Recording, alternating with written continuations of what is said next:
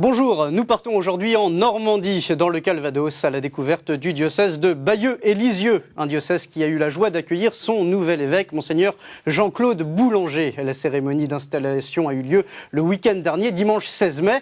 Et comme le veut la tradition, Monseigneur Boulanger a frappé à la porte du transept sud de la cathédrale de Bayeux pour être accueilli par près de 4000 personnes. À 65 ans, Jean-Claude Boulanger est aujourd'hui le 11e évêque du diocèse de Bayeux-Lisieux. Il succède à Monseigneur Pierre Piquant, 22 ans, évêque dans le Calvados. Monseigneur Jean-Claude Boulanger, bonjour. Bonjour. On peut dire que c'est tout frais puisque nous enregistrons cette émission 2 jours après votre installation comme nouvel évêque de Bayeux-Lisieux. C'était donc dimanche 16 mai en la cathédrale Notre-Dame de Bayeux. 4000 personnes sont venues vous accueillir. Ces installations, c'est plein de symboles, plein de traditions. On parlait de ces coups frappés à la porte du transept. Il n'y avait pas que ça.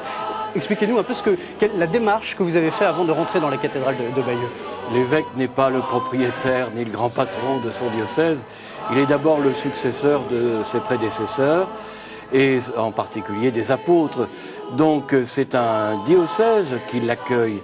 Et sa cathèdre, où est la cathédrale, bien sûr, est le lieu où il se retrouve, le lieu symbolique. Et avant d'entrer, il est d'abord accueilli. Il frappe à la porte, on lui ouvre, ou au contraire, on peut lui dire restez dehors. Non, là, ils m'ont accueilli, ce fut une grande joie. Mais auparavant, je suis aussi allé consacrer mon épiscopat à Notre-Dame de la Délivrante, qui est le sanctuaire le plus ancien de toute la Normandie, donc à la Vierge Marie. Bien connu des Normands. Bien connu des Normands. Ensuite, je suis allé m'asseoir sur le siège en pierre de Saint-Vigor, l'un de mes lointains prédécesseurs, l'un des premiers, puisque je suis le 4e évêque de Bayeux et le 11e de Bayeux-Lisieux, si vous voulez. Les deux diocèses ont été rassemblés à la Révolution. Donc vous voyez, il y a d'abord tout un aspect d'accueil par les diocésains qui est essentiel. Et le lendemain, je suis allé prier, bien sûr, Sainte Thérèse et me confier à ses parents. On sent toute cette histoire, toute cette tradition lorsqu'on arrive justement sur ce siège en pierre, ce premier siège épiscopal. Oui, l'évêque est d'abord un héritier avant de vouloir être un bâtisseur. Et c'est important aussi pour l'humanité, voyez-vous, pas seulement pour l'Église, mais nous ne pouvons pas construire sans avoir une mémoire. Les peuples qui n'ont pas de mémoire n'ont pas d'avenir. Alors nous avons une lourde mémoire dans l'Église, mais en même temps, je pense que nous avons un avenir. Comment on se sent à ce moment quand on rentre dans la cathédrale, accueilli par, on le disait, 4000 personnes? On se sent tout petit, si vous voulez. D'abord, on ne mesure pas toujours la mission qui nous attend. Heureusement, on est plein de confiance en ceux qui vous conduisent, qui vous accueillent, et surtout dans le Seigneur, parce que l'Église, c'est son Église, et ce n'est pas d'abord l'Église de l'évêque, elle est celle du Seigneur, et donc on s'en remet à lui. Est-ce qu'il y a quelque chose qui vous a particulièrement touché dans cette cérémonie, dans cet accueil? D'abord les prêtres, pratiquement 250 prêtres qui étaient là, les fidèles venant de partout, de mon ancien diocèse aussi, du diocèse de C, venant du nord de la France, puisque je suis originaire du nord de la France. Donc, vous voyez, on se sent accueilli là par tout un peuple qui vous porte dans la prière. Alors, un homme du nord de la France, mais qui connaît bien aussi la Normandie, vous connaissez bien, puisque avant d'être à Bayeux, vous étiez depuis 2002 l'évêque du diocèse de C, dans l'Orne. Ce diocèse, vous l'avez quitté officiellement le 2 mai dernier, le jour de fête, jour des 700 ans de la cathédrale de C. 3000 personnes étaient présentes pour vous saluer. Alors on retourne sur cette cérémonie avec Gaël Le Garec et Julie Algré. Ils étaient près de 3000 à assister à la dernière messe de Monseigneur Boulanger à la cathédrale Notre-Dame de C le 2 mai dernier. Après 8 ans de ministère, l'évêque quitte non sans regret le diocèse de l'Orne pour celui de Bayeux-Lisieux. Je vais regretter d'abord le cadre, l'environnement. Nous sommes dans un département essentiellement rural, avec un environnement exceptionnel, avec une architecture au niveau des églises qui va depuis le roman jusqu'au gothique dans beaucoup d'endroits. Et puis je regrette aussi la simplicité des contacts, c'est-à-dire on est au milieu des gens et on est vraiment au milieu de son peuple, comme un pasteur peut l'être. Originaire du Nord, Monseigneur Boulanger aura marqué le diocèse de Sées de son empreinte. Les paroissiens retiendront de lui un homme simple et chaleureux qui a su redonner du dynamisme au diocèse normand. Il était très proche des gens et puis bon, on l'aimait beaucoup. Son dynamisme pastoral a marqué pas mal de gens dans le diocèse. Je trouve que c'est un très bon évêque et qui s'entend bien vraiment avec les jeunes et qui est bien toujours là pour eux en fait. Monseigneur Boulanger a notamment accompagné ces jeunes paroissiens dans leur foi lors des JMJ de Toronto, de Cologne et de Sydney. Parmi les autres temps forts de son ministère, la béatification des parents de Sainte Thérèse. Tout au long de ces années normandes, il n'a cessé d'incarner sa devise épiscopale « Confiance, n'ayez pas peur ». Ça n'a pas été simplement pour lui, à notre égard, des paroles, mais bien tout un comportement, toute une attitude. On a toujours été un grand climat de confiance et on a eu pour nous, comme il le disait lui-même, un père, un frère et un ami. Toutes ces qualités, ce pasteur les mettra désormais au service du diocèse de Bayeux-Lisieux. Monseigneur Jean-Claude Boulanger, un évêque qui a marqué de son empreinte le diocèse, qu'est-ce que ça signifie ? J'ai beaucoup aimé ce diocèse parce que les Normands, je vous rappelle que dans le mot normand, il y a aussi les hommes du Nord, et je suis un ch'ti, et donc je me trouve dans une famille. Les Normands, ce sont des gens discrets, mais courageux. Ils disent eux-mêmes, on est des faiseux, nous ne sommes pas des diseux. Donc ils aiment faire, mais ils aiment faire véritablement si on a confiance en eux. Et ça, c'est très beau parce que il nous montre au fond nos racines. Et je crois que le danger pour nos diocèses ruraux en particulier, c'est de vouloir se comparer aux grandes villes. Or, il y a un véritable dynamisme dans ces diocèses. Il y a un bénévolat extraordinaire. Pour ce rassemblement, il y a eu 400 bénévoles. Donc c'est extraordinaire. Vous voyez comment les gens se mobilisent si on a confiance en eux. Et je sentais que ma vocation d'évêque, c'était d'être un père qui a confiance dans tous ceux et toutes celles qui lui sont confiés.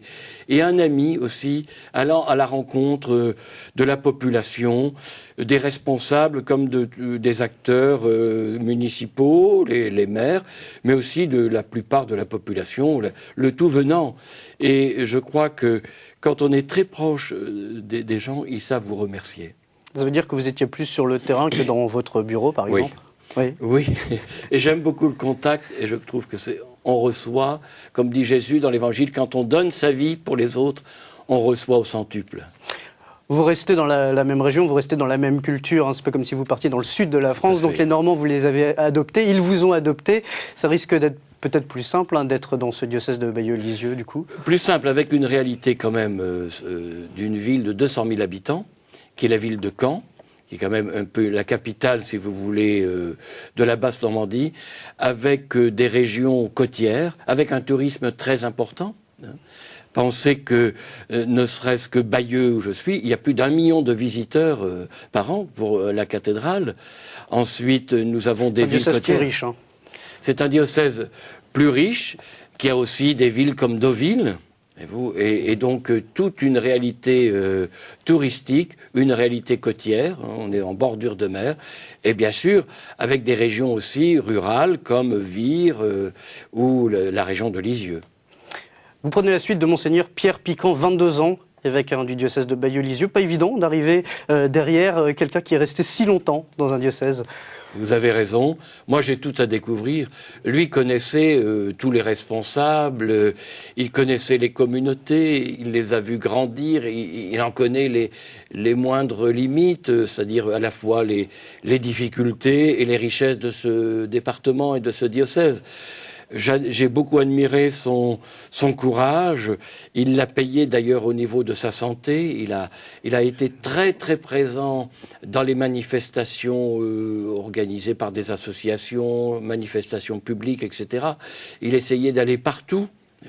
Donc c'est un diocèse bien plus important que celui que j'ai connu dans l'Orne. Donc l'évêque ne peut pas être partout présent, il doit faire des choix. Et ça, c'est parfois douloureux. Refuser des invitations en sachant que vous allez rencontrer des élus ou des responsables d'associations. Quelles sont vos priorités aujourd'hui, justement? Priorité, c'est d'aller à la rencontre du terrain, voyez-vous, des paroisses, des mouvements, des services, encourager les chrétiens, écouter, et puis aussi rencontrer les responsables, tous ceux qui veulent bien m'accueillir. Donc prendre du temps. Pour un dernier mot sur Monseigneur Piquant, est-ce qu'il y a des petits conseils d'évêque à évêque qu'on donne comme ça lorsque on se retire et que quelqu'un d'autre arrive? Nous étions très proches, puisque c'est lui aussi qui m'a accueilli dans son diocèse. Comme nous travaillons ensemble, les 3 diocèses bas-normands, on se connaît bien. Donc il y a déjà beaucoup de réalités qu'il m'avait partagées, puisque le conseil épiscopal de Bayeux, je le connais bien. Donc c'est aussi un avantage, voyez-vous, de collaborer entre diocèses. Ça veut dire que vous connaissez bien aussi le presbytérium? Tout à fait, tout à fait. Alors justement, on va parler des priorités, des rencontres que vous souhaitez faire, puisque quand vous étiez à C, vous avez passé 14 mois de visite pastorale à parcourir le département, plus de 30 000 kilomètres. Alors c'est un chiffre impressionnant. Oui. On imagine que vous avez usé de l'essence et du bitume. Pourquoi ces visites pastorales et qui vous allez voir lorsque vous choisissez de partir comme ça dans la campagne à la rencontre des habitants? Alors, j'ai entendu cette parole dans le monde rural, dans les villages. Au fond, l'administration nous a abandonnés. Les commerces sont fermés. Est-ce que l'Église va aussi nous abandonner? La plupart des églises dans le monde rural sont parfois fermées. Donc vous imaginez que l'évêque vienne à la rencontre de la population. Il y avait des séances publiques où tout le monde pouvait venir. On était au niveau des paroisses, donc un ensemble de communes, et les gens pouvaient poser les questions. Donc c'était l'occasion aussi de répondre un peu à leur attente. J'ai essayé de leur dire, non, regardez, l'Église ne vous abandonne pas, je viens à votre rencontre. Donc, et ça c'est important, vous sentez? C'est très important. C'est très important parce que quand on est dans les grandes villes, on peut choisir son église.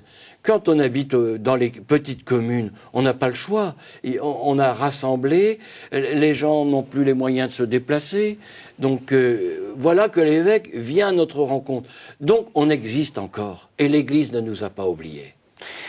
Qu'est-ce qu'ils vous disent, ces gens, lorsque vous allez à leur rencontre, qu'ils soient chrétiens ou non d'ailleurs? Vous rencontrez des élus locaux, vous rencontrez le monde économique, le monde de l'entreprise, le monde associatif aussi. Quelles sont leurs attentes par rapport à l'Église, justement? Je leur dis souvent, je viens vous écouter. Et peut-être que le message de l'Église aujourd'hui qui est attendu, j'avais encore ce matin une rencontre avec la municipalité de Bayeux, c'est ce vivre ensemble.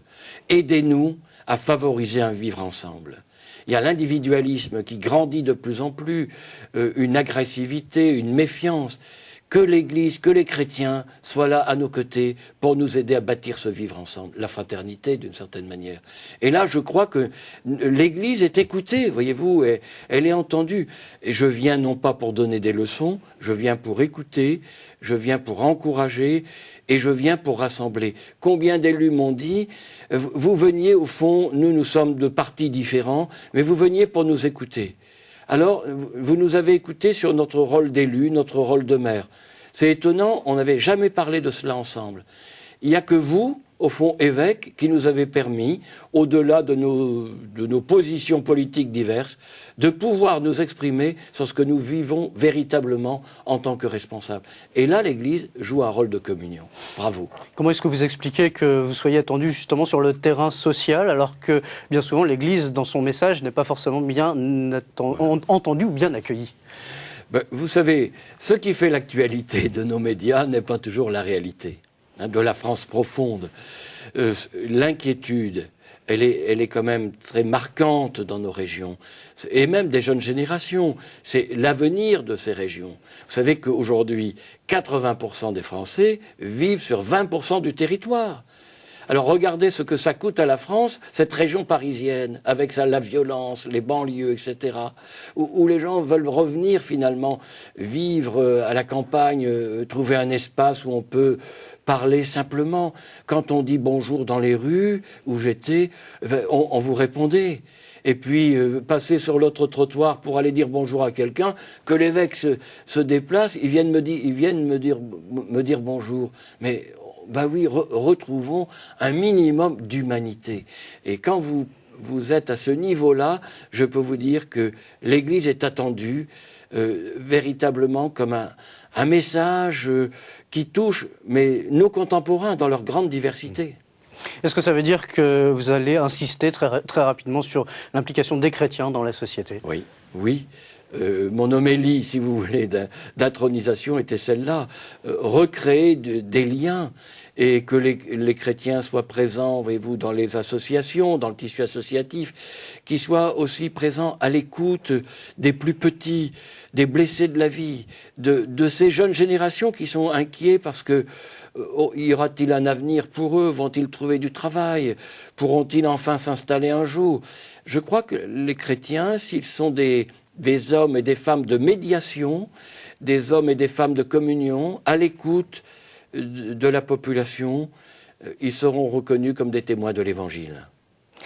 Comment est-ce que vous allez, justement, quel va être votre calendrier, justement, pour ces prochains mois? Est-ce que vous savez déjà qui vous allez rencontrer? Je souhaite rencontrer la population et partir environ 3 à 4 jours sur le terrain, dans les paroisses. C'est le conseil presbytéral qui m'indiquera, ce sont les responsables dans les paroisses, ce sont les responsables des mouvements. L'évêque n'arrive pas en disant « voilà, j'ai déjà un programme ». Non. Une feuille de route, comme on dit en politique. Je n'ai pas une feuille de route. Non, je suis vraiment à l'écoute des chrétiens pour qu'ils me disent les urgences. Et je crois que dans leurs préoccupations, ça va être de dire venez nous rencontrer, nous encourager, nous écouter. Et venez à la rencontre de la population qui a besoin, elle aussi, d'être écoutée et surtout encouragée. Alors, Monseigneur, comment ne pas parler de Bayeux et Lisieux sans évoquer les grandes figures spirituelles qui ont marqué le diocèse? Thérèse m'accompagne d'Alençon à Lisieux, c'est ce que vous avez répondu dans une interview lorsqu'on vous a interrogé à votre départ. Qu'est-ce que ça signifie? Quand le nonce m'a annoncé, voilà, le Saint-Père vous nomme à Bayeux-Lisieux. Immédiatement, j'ai vu un clin d'œil de Thérèse et de ses parents, voyez-vous, parce que j'ai essayé que, au fond, Alençon soit reconnu aussi comme la ville où est née, où a vécu la famille Martin. C'est bien là où la famille a vécu, c'est là où Thérèse... Vous avez d'ailleurs fait des travaux dans la maison natale qui vous avez devient ouverte. Un lieu de pèlerinage. Plus de 20 000 personnes sont passées déjà cette année, venant de 60 pays différents. Donc ces liens entre Alençon et Lisieux, moi, m'apparaissent fondamentaux. C'est-à-dire, Thérèse ne serait pas Thérèse si elle n'avait pas eu ce terreau familial. Et en même temps, beaucoup de familles aujourd'hui veulent se confier aux parents Martin. Donc, quelque part, Thérèse m'a conduit de la ville où elle a habité, où elle a passé son enfance ensoleillée, comme elle le disait, vers Lisieux, vers le diocèse de Bayeux, puisqu'elle est venue elle-même rencontrer Monseigneur Hugonin à l'évêché de Bayeux pour lui demander l'autorisation de rentrer au Carmel à l'âge de 14 ans et demi, 15 ans. Vous parliez des époux Martin-Louis et Zélie. Votre attention à la famille aujourd'hui, c'est quelque chose important, vous savez. C'est important que les familles d'aujourd'hui, quelles qu'elles soient, familles recomposées, monoparentales, il n'y a pas d'idéal de la famille. La famille aujourd'hui est en grande souffrance. Elle a besoin, la famille telle qu'elle est, de s'identifier, en tout cas de se confier à ces grands témoins qu'ont été Louis et Zélie Martin, qui ont essayé aussi d'aimer Léonie, avec laquelle ils ont eu beaucoup de difficultés, mais ils ont toujours prié pour Léonie, ils l'ont toujours confiée à la Vierge Marie, et ils ont toujours eu confiance en elle. Puisque vous avez confié votre ministère à l'époque à Louis et Zélie Martin. Exactement. Et je suis allé donc à Lisieux célébrer ma première messe, voyez-vous, pour confier mon ministère aussi à Sainte Thérèse et à ses parents. Vous vous sentez proche de cette spiritualité de Sainte Thérèse de l'Enfant Jésus? Oui, c'est la spiritualité de Nazareth. Il y a aussi Charles de Foucauld, contemporain de Thérèse, c'est-à-dire vivre la sainteté dans le quotidien de la vie. C'est offrir sa vie, tout faire par amour, aimer les gens, et pour leur faire découvrir que Dieu les aime, eh bien je crois qu'il faut commencer par les aimer. Et s'ils se sentent aimés, ils découvriront aussi que Dieu les aime.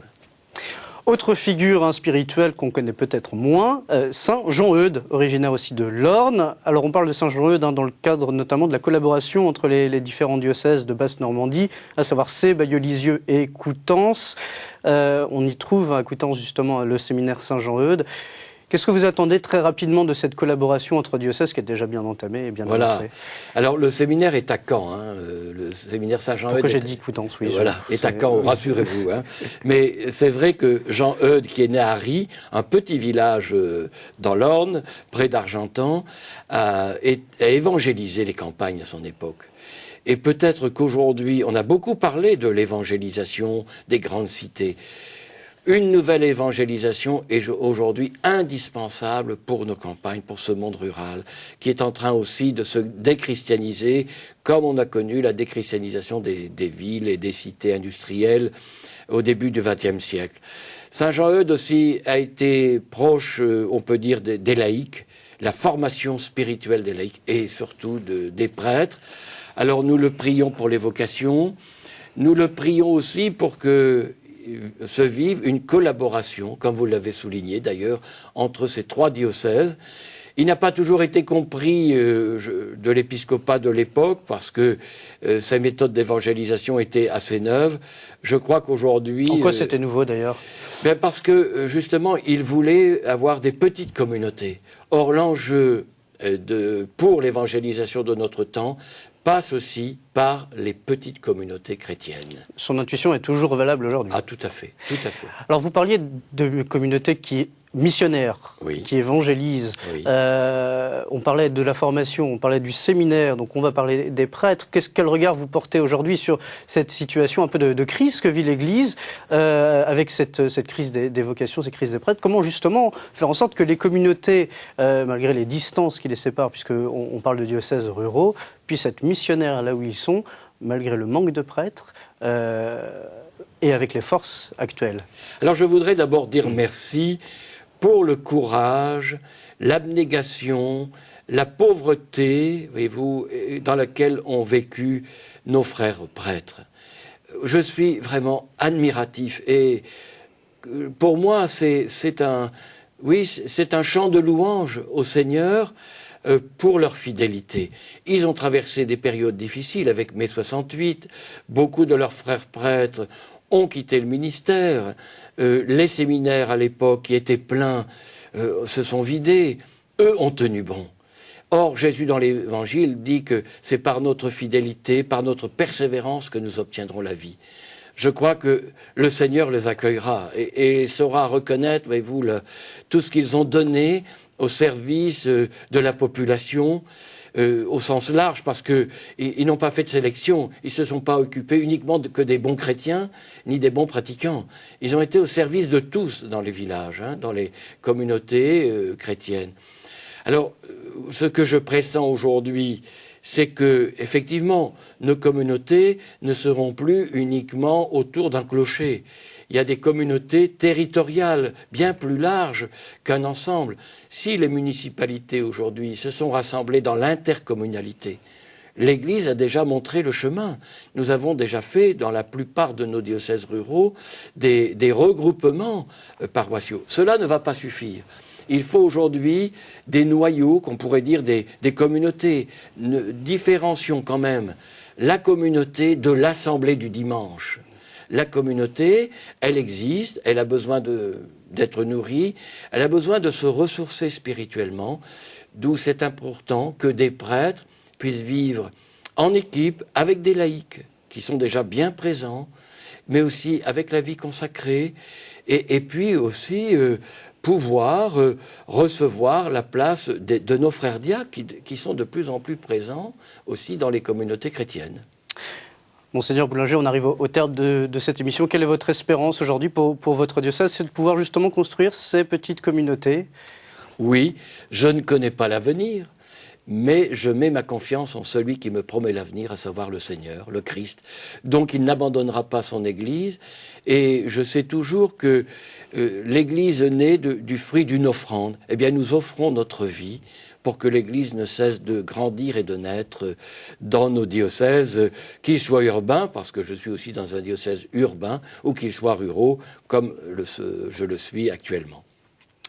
Monseigneur Jean-Claude Boulanger, merci d'être venu sur notre plateau. C'était donc votre première émission en tant qu'évêque de Bayeux-Lisieux. Alors pour avoir plus d'informations sur ce diocèse de Bayeux-Lisieux, il y a un site internet. L'adresse s'affiche en bas de votre écran. Quant à nous, on se retrouve la semaine prochaine pour une nouvelle destination de la vie des diocèses. Vous pouvez dès à présent retrouver cette émission sur notre site internet www.ktotv.com. On se retrouve la semaine prochaine.